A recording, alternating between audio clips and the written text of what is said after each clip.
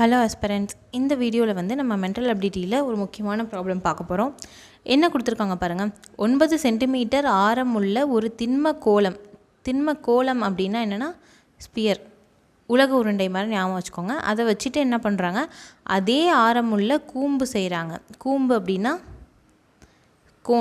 Cone வந்து செய்கிறாங்க அப்படின்னு சொல்கிறாங்க. இது ரெண்டுத்துக்குமே என்னென்னா ஒரே ஆரம் அப்படின்னு சொல்லிட்டாங்க. ஆரம் ஒன்று அப்படின்னா என்னது, ரேடியஸ்.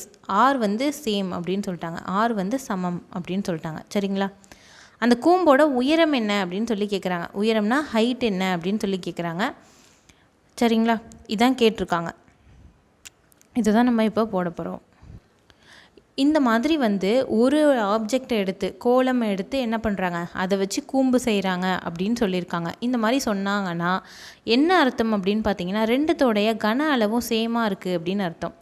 அதாவது கோலத்தோட கன அளவு, கோலமோட கன அளவு எதுக்கு ஈக்குவலாக இருக்கும் அப்படின்னு பார்த்தீங்கன்னா, கூம்பின் கன அளவாக ஈக்குவல்ட்டாக இருக்கும் அப்படின்னு சொல்கிறாங்க. ரெண்டுத்துக்கும் ஈக்குவலாக இருக்கும். இந்த பொருளை மாற்றி அது செஞ்சால்.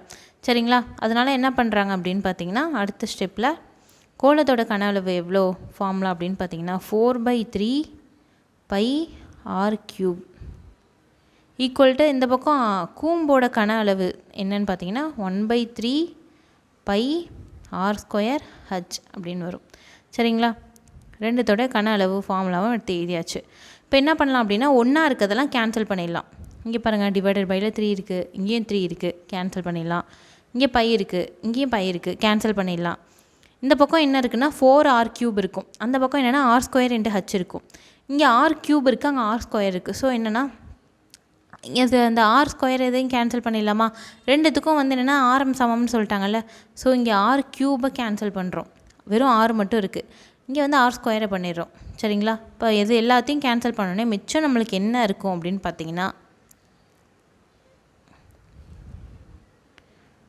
மிச்சம் நம்மளுக்கு என்ன இருக்குன்னா 4r = h அப்படின்னு இருக்குமா? 4 × r எவ்வளோ கொடுத்துருந்தாங்க அப்படின்னு பார்த்தீங்கன்னா 9 சென்டிமீட்டர் அப்படின்னு கொடுத்துட்டாங்க இங்கே. ஸோ என்னென்னா 4 × 9 = h.